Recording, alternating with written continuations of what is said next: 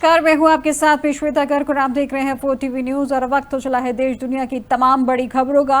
और सबसे पहले आपको ले चलते हैं कासगंज, जहां सीएम योगी आदित्यनाथ पहुंचे हैं और जनता को संबोधित कर रहे हैं। यहाँ की जनता जनार्दन का मैं अभिनंदन करता हूं, उनका स्वागत करता हूं। बहनों और भाइयों, मैं बधाई देता हूं कासगंज वासियों को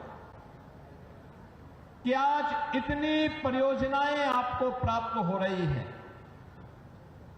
कासगंज, याद करिए, जब सृष्टि के निर्माण की प्रक्रिया आगे चल रही थी, भगवान श्री विष्णु का तृतीय अवतार 12 भगवान के रूप में इसी धरती पर, सोरों की धरती पर, इस धरा के कल्याण के लिए अवतरित होते हैं।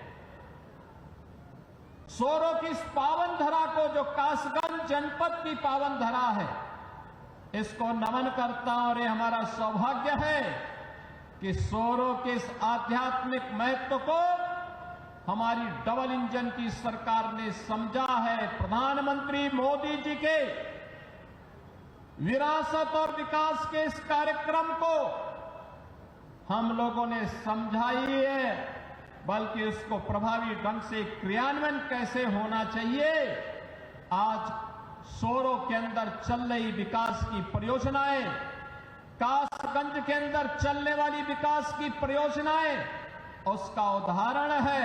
और उन्हीं के लोकार्पण और शिलान्यास के लिए आज मुझे आपके इस जनपद में आने का सौभाग्य प्राप्त हुआ है। इन सभी परियोजनाओं के लिए मैं कासगंज वासियों को हृदय से बधाई देता हूं, अपनी शुभकामनाएं भी देता हूं।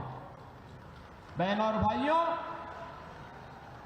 यूनिफॉर्म की क्या कीमत होती है और उसका क्या महत्व होता है, आपने अभी ऑपरेशन सिंदूर के माध्यम से पाकिस्तान की कमर को तोड़ने वाले भारत माता के बहादुर जवानों के शौर्य के माध्यम से देखा होगा।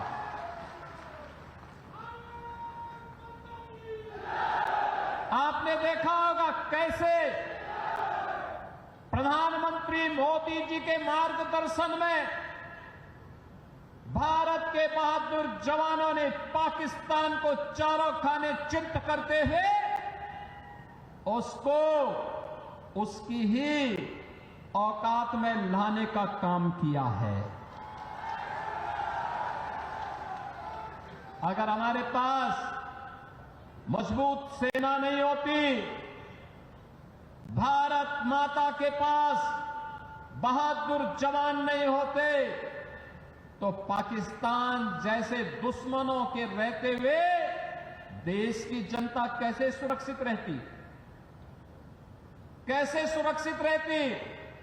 अब तो भारत ने बता दिया है कि अगर हमारे एक नागरिक को भी छेड़ोगे तो अपने अस्तित्व के लिए जूझोगे, अपने अस्तित्व के लिए जूझोगे।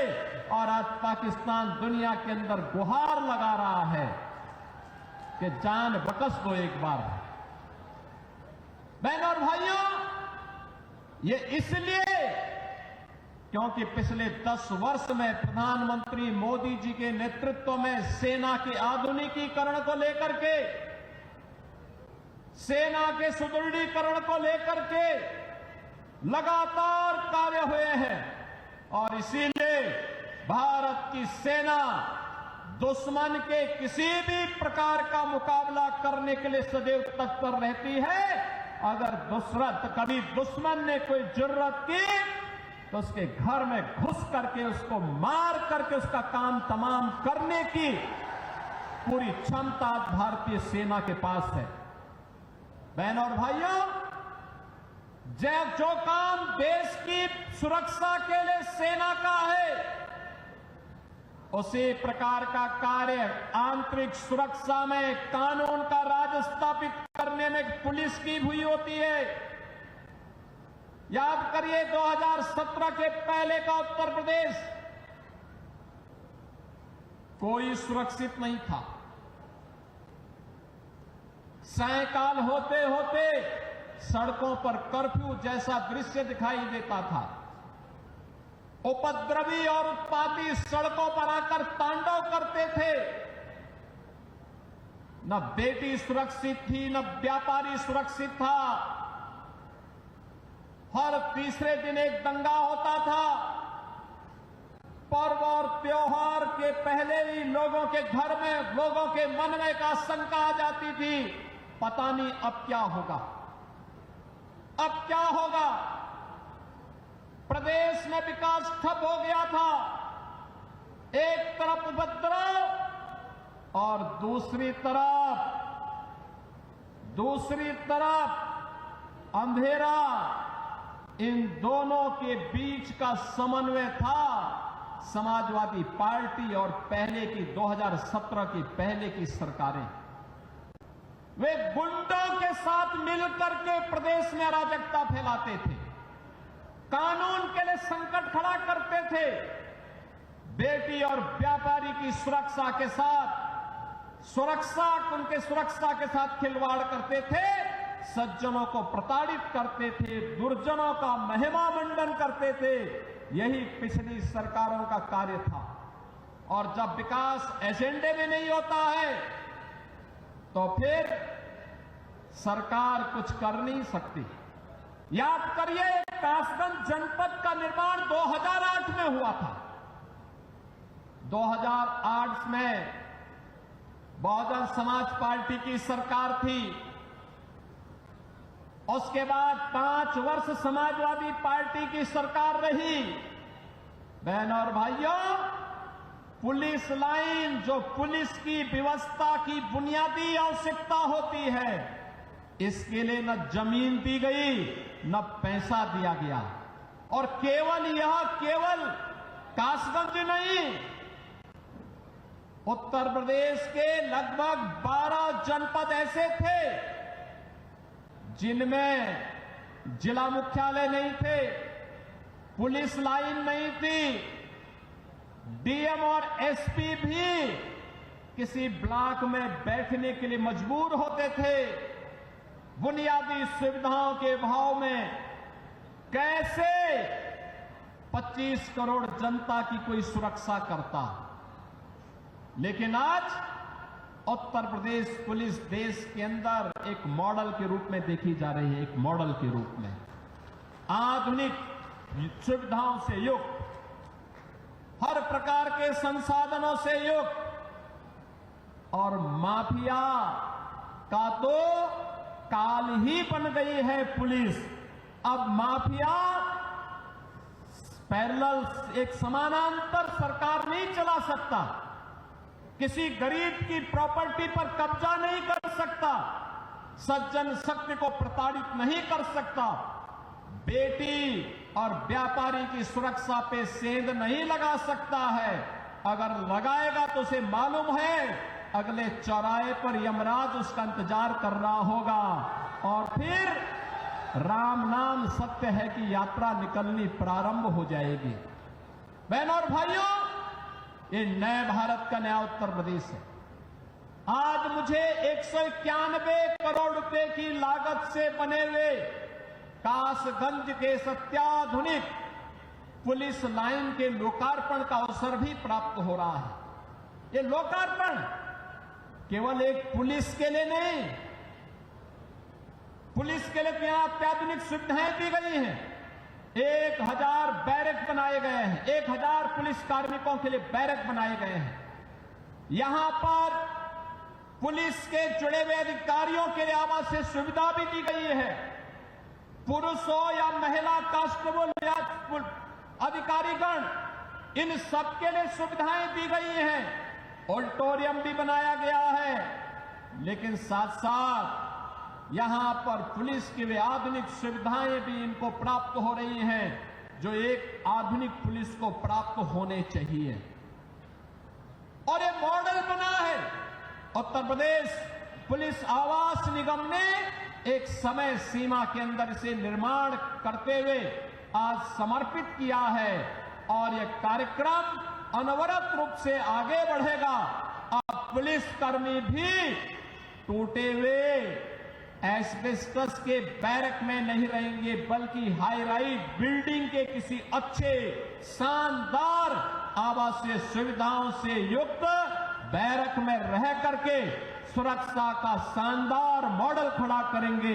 यह पुलिस लाइन कासगंज इसका एक उदाहरण बनकर के उतरी है। मैं इस अवसर पर उत्तर प्रदेश पुलिस को, उत्तर प्रदेश पुलिस आवास निगम को और कासगंज पुलिस को हृदय से बधाई देता हूं, जो इन सभी सुविधाओं का लाभ आज यहां प्राप्त करने जा रहे हैं।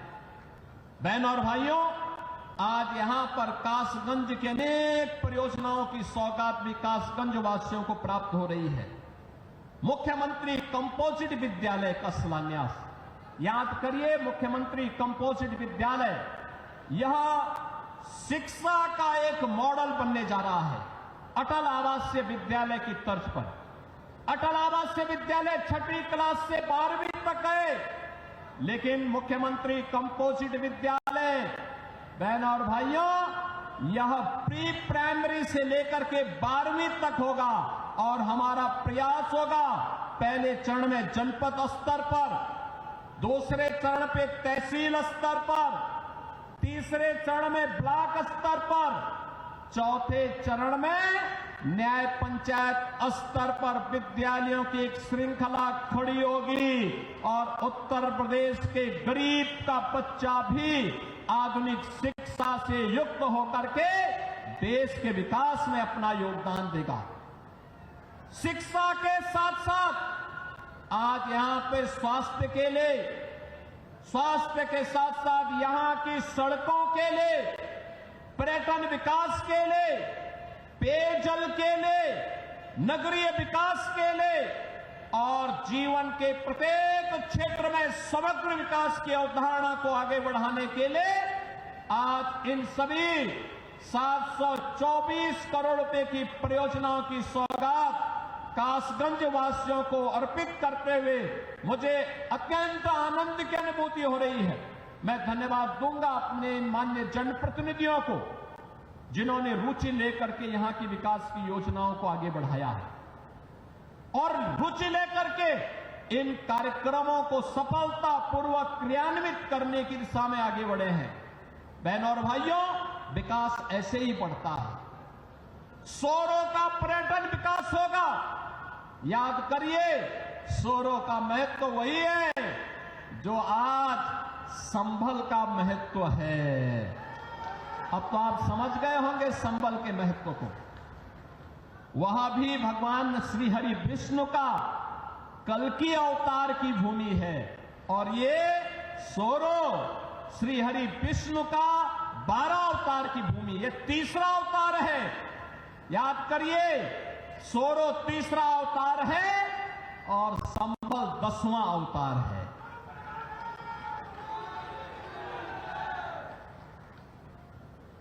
श्री हरि विष्णु का ही अवतार भगवान श्री कृष्ण भी हुए और श्री हरि विष्णु का ही अवतार मर्यादा पुरुषोत्तम भगवान श्री राम भी हुए।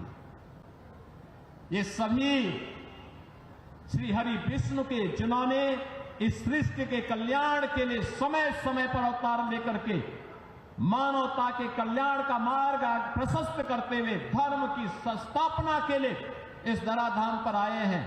पर्यटन विकास के माध्यम से, जैसे आज अयोध्या का विकास हुआ है, जैसे आज मथुरा वृंदावन के समग्र विकास की एक बड़ी कार्य योजना को लेकर के हम आगे बढ़े हैं, ऐसे ही सोरो के विकास के कार्यक्रम को लेकर के भी हम आगे बढ़ेंगे। इसके माध्यम से कासगंज का विकास होगा।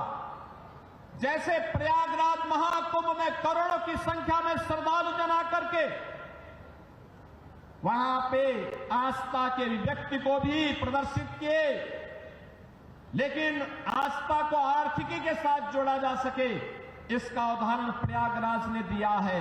ऐसे ही आपका सोरो भी देगा। और इसलिए बहनों और भाइयों, विकास की इन सभी परियोजनाओं के लिए आगे बढ़ते हुए कासगंज वासियों को इस बात के लिए आश्वासन देते हुए आज मुझे यहां बताते हुए प्रसन्नता है, यहां पे कुछ प्रस्ताव हमारे जनप्रतिनिधियों ने हमें दिए हैं।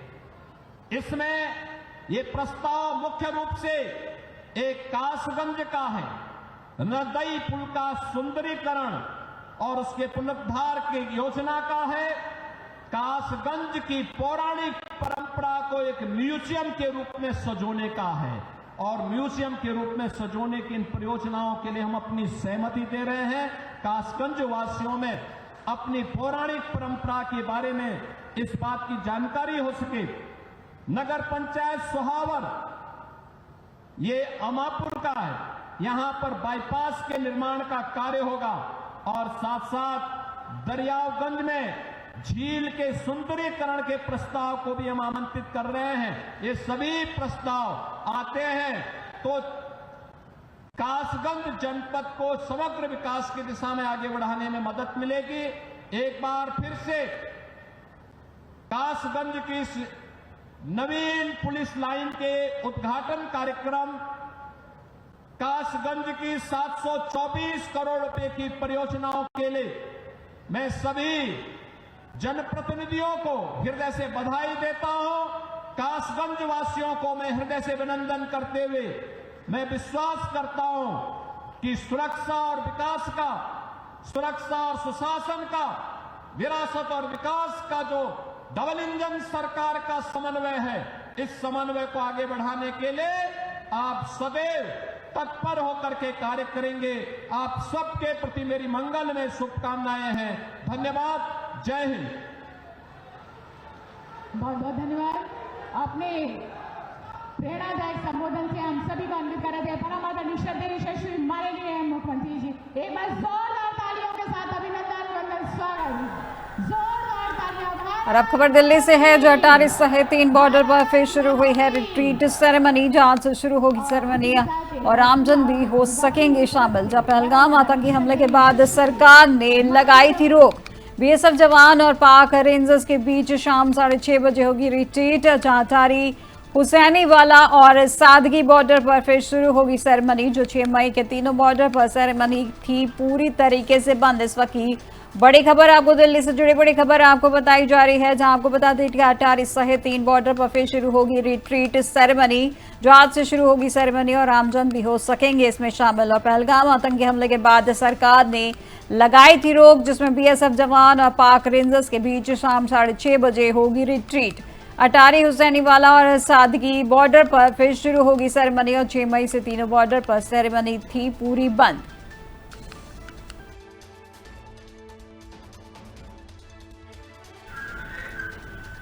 अब खबर जम्मू कश्मीर से है, जब भारतीय सेना के बम निरोधक दस्ते की कार्रवाई। जहां पाकिस्तान से दागा गया जिंदा गोला किया गया है नष्ट। नियंत्रण रेखा के पास एक ग्रामीण क्षेत्र में मिला था गोला। दरअसल जम्मू कश्मीर के पुंछ जिले में भारतीय सेना के बम निरोधक दस्ते ने एक बड़ा हादसा टालते हुए पाकिस्तान से दागा गया जिंदा गोला सफलतापूर्वक नष्ट कर दिया है। और यह गोला नियंत्रण रेखा के पास एक ग्रामीण क्षेत्र में मिला था, जिसे देखते ही स्थानीय लोगों ने सुरक्षा बलों को सूचना दी और सेना की त्वरित कार्रवाई से क्षेत्र में दहशत का माहौल शांत हुआ है। और इस कार्रवाई से नागरिकों की सुरक्षा सुनिश्चित करने में अहम भूमिका निभाई गई है।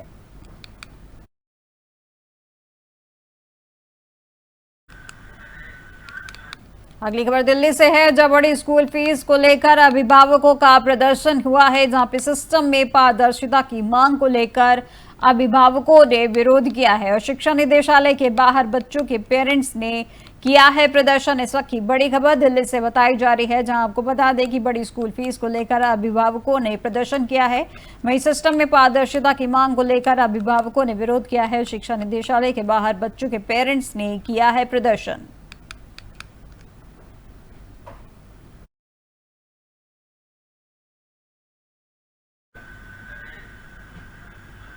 अब खबर मुंबई महाराष्ट्र है, जहां एनसीपी नेता छगनलाल भुज्जल ने ली है शपथ। राजभवन में महाराष्ट्र सरकार में मंत्री पद की उन्होंने शपथ ली है। महाराष्ट्र के सीएम देवेंद्र फडणवीस शपथ ग्रहण में मौजूद हुए हैं और डिप्टी सीएम एकनाथ शिंदे और अजीत पवार भी मौजूद हुए हैं। मुंबई महाराष्ट्र से खबर आपको दिखाई जा रही है, जहां आपको बता दें कि एनसीपी नेता छगन भुज्जल ने शपथ ली है। जो राजभवन में महाराष्ट्र सरकार में मंत्री पद की शपथ ली है। महाराष्ट्र के सीएम देवेंद्र फडणवीस शपथ ग्रहण समारोह में मौजूद हैं और इसी के साथ डिप्टी सीएम एकनाथ शिंदे और अजीत पवार भी साथ में मौजूद हैं।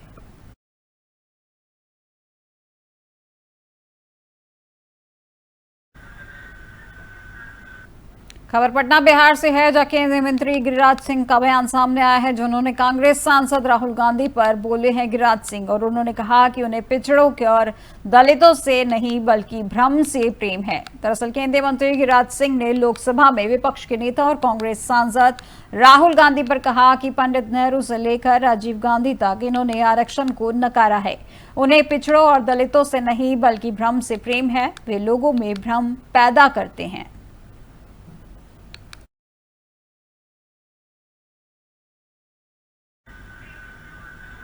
अब खबर पटना बिहार से है, जहां जेडीयू सांसद संजय कुमार झा का बयान सामने आया है, जहां उन्होंने Japan, south Korea, Malaysia, Indonesia और सिंगापुर जाने की बात कही है, जहां उन्होंने देश में नहीं हुई है पाकिस्तानी आतंकवाद के खिलाफ ऐसी कार्रवाई। दरअसल जेडीयू सांसद संजय कुमार झा ने कहा कि जिस प्रतिनिधिमंडल का नेतृत्व मैं कर रहा हूं, वे कल देश से निकलेगा और हम Japan, south Korea, Malaysia, Indonesia और सिंगापुर जाएंगे।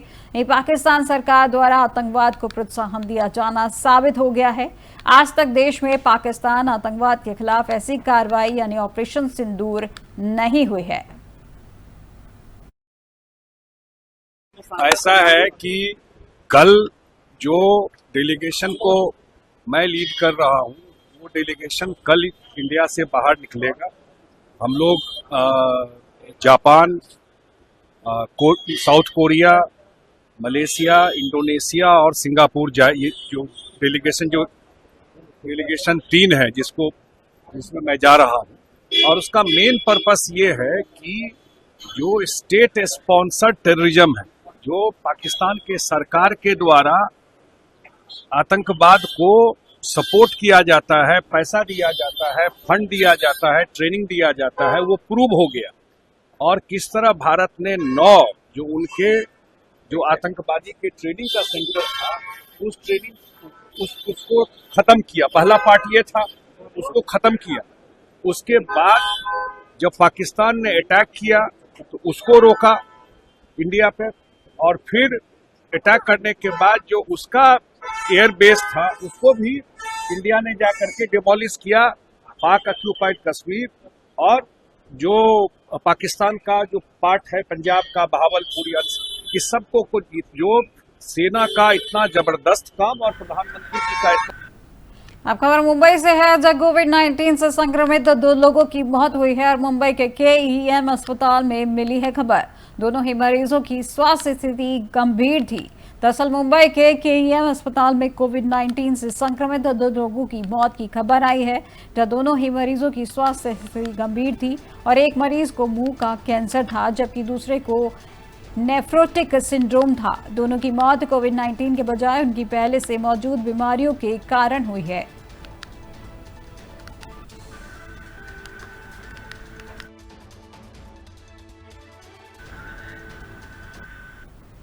जनरल उपेंद्र द्विवेदी से जुड़ी बड़ी खबर आपको बता दें, जो जनरल उपेंद्र द्विवेदी ने दौरा किया है तनोट जैसलमेर सीमा का, उन्होंने दौरा किया है और उत्कृष्ट प्रदर्शन के लिए सेना की प्रशंसा करी है। दरअसल 19 मई 2025 को जनरल उपेंद्र द्विवेदी COS ने तनोट जैसलमेर सीमा का दौरा किया है और OPS सिंदूर के दौरान उनके उत्कृष्ट प्रदर्शन के लिए सेना और BSF की प्रशंसा की और राजस्थान के BSF के ACP के मिश्रा को एक प्रशंसा पत्र प्रदान किया है।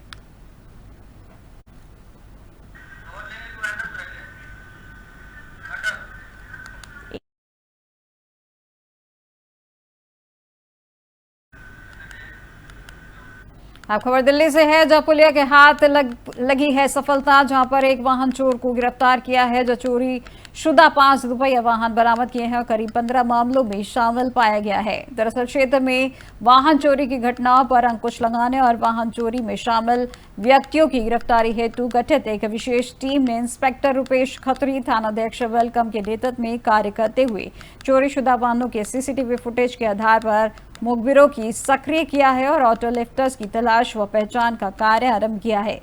टीम को कुछ सुराग व साक्ष्य मिले, जिसके आधार पर टीम द्वारा दिनांक 16 मई को थाना वेलकम के अंतर्गत ईदगाह पुलिस के पास जाल बिछाकर एक वाहन चोर को पकड़ने में सफलता मिली है, जिसके पास से एक स्कूटी बरामद हुई है, जो थाना वेलकम क्षेत्र से चोरी की गई थी। आरोपी की पहचान बादशाह अली के तौर पर की गई है। आरोपी पहले भी गाजियाबाद इलाके में चोरी, गैंगस्टर एक्ट व आर्म्स एक्ट के करीब 15 मामलों में शामिल पाया गया है।